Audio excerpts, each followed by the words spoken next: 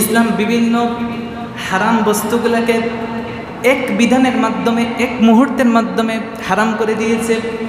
কিন্তু এই নেশা, এই মাদক, এই খামর বা এই মদ হারাম করার ক্ষেত্রে ইসলাম একটা পদ্ধতি অবলম্বন করে নাই, বরং ইসলাম ধীরে ধীরে তিনটা ক্রমান্বয়ে এই মাদক বা এই নেশা জাতীয় দ্রব্যগুলোকে হারাম করে দিয়েছে।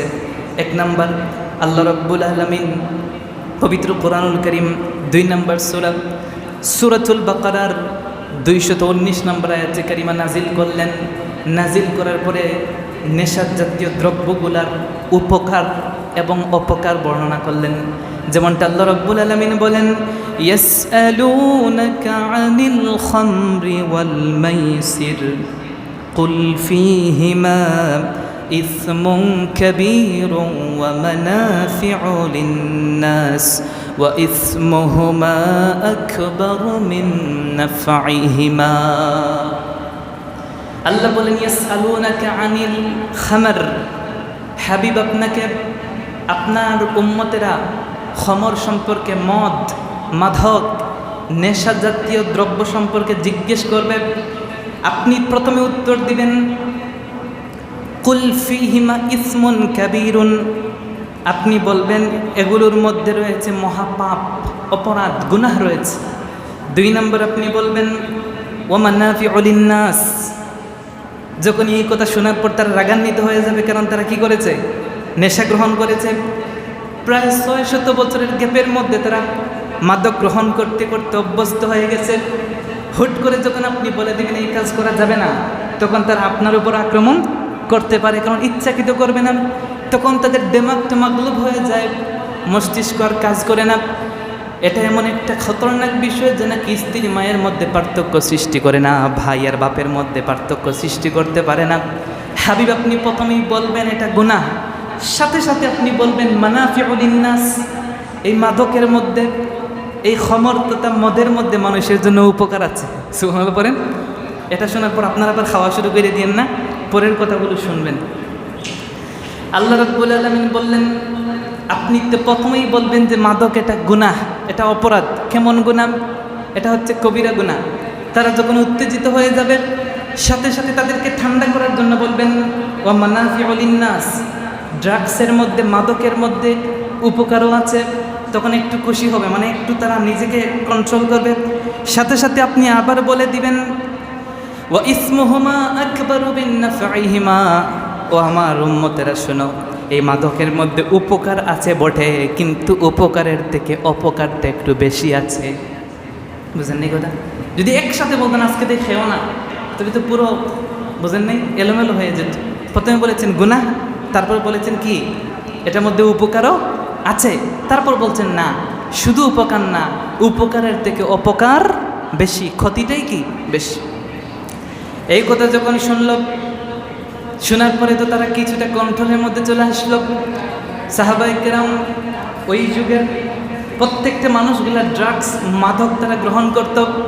কিন্তু মাদক গ্রহণ করার পরে যখন নামাজে দাঁড়াতো, তখন তার নামাজ ঠিকঠাক মতো পড়তে পারতো না, নামাজের মধ্যে এলোমেলো হয়ে যেত, কারণ ড্রাগস খাওয়ার পর মস্তিষ্ক কাজ করে না।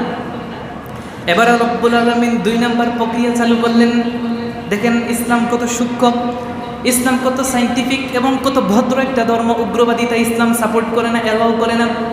আল্লাহ পবিত্র কোরআনুল কারীমের 3 নম্বর সূরাতুন নিসার 43 নম্বর আয়াতে কারিমা নাজিল করে বললেন, ইয়া আইয়ুহাল্লাযীনা আমানু লা তাকরাবুস সালাতা ওয়া আনতুম সুকারা হাত্তা তা'লামু মা তাকুলুন। আল্লাহ সমস্ত মুমিনদেরকে বললেন, লা তাকরাবুস সালাহ, তোমরা নামাজের ধারে কাছেও যাবে না। এই কথা শুনে আবার নামাজ পড়া বাদ দিয়েন না, পরের কথা শুনেন। আল্লাহ বলছেন তোমরা নামাজের ধারে কাছেও, নামাজ পড়া তো দূরের কথা, নামাজের ধারে কাছেও তোমরা যেও না। কখন? ওয়া আনতুম সুকারা, নেশাগ্রস্ত হয়ে, ড্রাগস, মাদক, মদ গ্রহণ করার পরে তোমরা কি করো না? একটু কথা বলেন না, নামাজের ধারে কাছেও যেও না। কারণ হাত্তা তা'লামু মা তাকুলুন, তোমরা কি বলো তা তোমরা বুঝতে পারো না। যার কারণে মাদক, নেশা গ্রহণ করা অবস্থায় নামাজে যেও না। প্রথমে একটু তাদেরকে কন্ট্রোলে এনেছেন, এটার মধ্যে কল্যাণও আছে, তারা একটু সান্ত্বনা পেয়েছে। পরে বলছেন নামাজে মাদক সেবন করে যেতে পারবা না। এখন তো পড়লো বিপদে, কারণ ফজরের পরে কি জোহর, জোহরের পরে আসর, মানে এক নামাজের পরে এক নামাজ খুব দ্রুত চলে আসে। তাহলে তো বিপদে পড়ে গেল যে কি একটা অবস্থা।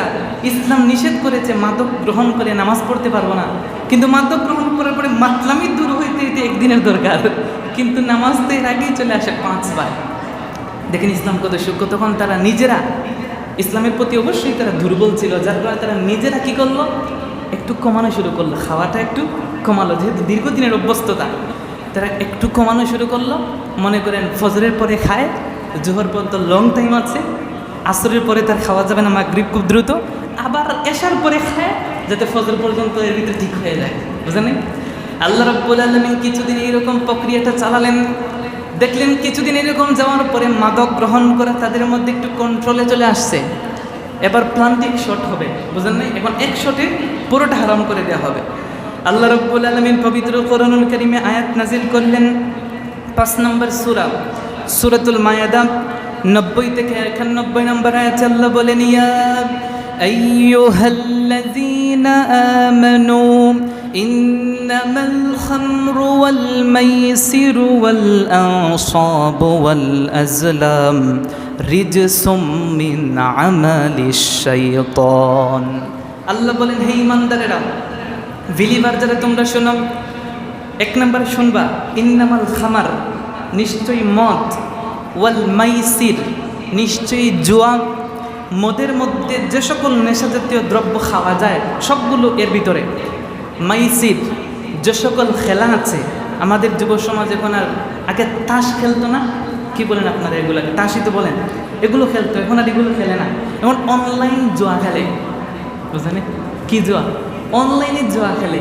এখন তার আপডেট হয়ে, যে বলছিলাম এখন কৃত্রিম সব কিছু আসছে।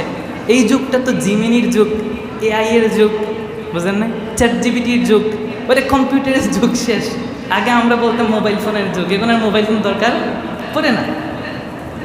তো যার কারণে এই পবিত্র কোরআন দেখেন কত সুন্দর করে একদম ভদ্র ভাষায় বলছে। 1 নম্বরে কি? মদ।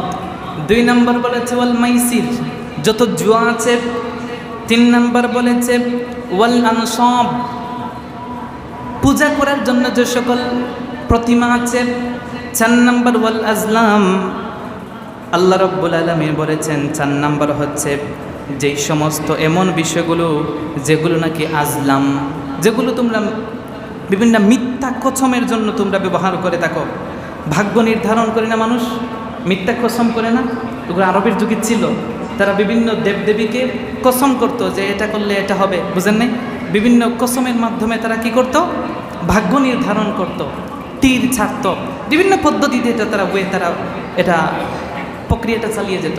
আল্লাহ একই সাথে এই 4টি বস্তু সম্পর্কে বলে দিলেন রিজসুন মিন আমালি শাইতান। এই প্রত্যেকটা কাজগুলো হচ্ছে শয়তানের কাজ। কার কাজ? শয়তানের।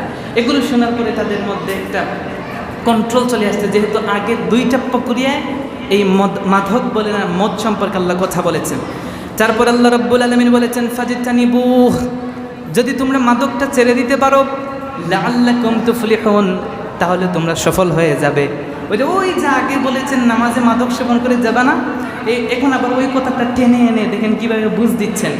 এবার আল্লাহ রাব্বুল আলামিন বলেন ইন্নামা ইউরিদুশ শাইতানু লিইউকিআ বাইনাকুমুল আদাওয়াতা ওয়াল বাগদা।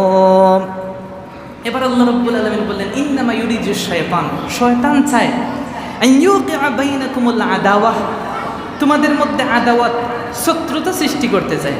ভাইয়া ভাইয়া শত্রুতা, জামাই এবং বউয়ের মধ্যে শত্রুতা। মাদক সেবন করলে এগুলো কি হয়?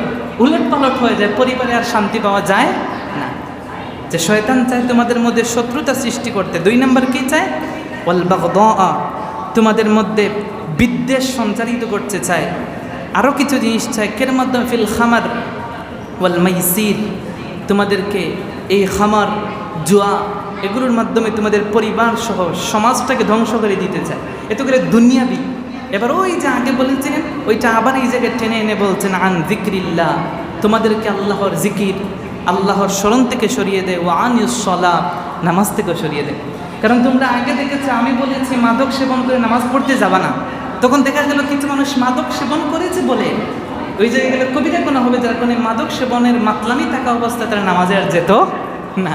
এর জন্য আল্লাহ পুরো প্রক্রিয়াটাকে খুবই সুন্দর করে সাজিয়ে এনে বললেন, এই মাদক তোমাদের জন্য চিরতরে কিয়ামত পর্যন্ত আল্লাহ রাব্বুল আলামিন হারাম করে দিয়েছেন। যার কারণে এই মাদক কিয়ামত পর্যন্ত আল্লাহ রাব্বুল আলামিন হারাম করে দিয়েছেন, এটা হারামই থাকবে। এই মাদক আর কখনো জায়েজ হবে না।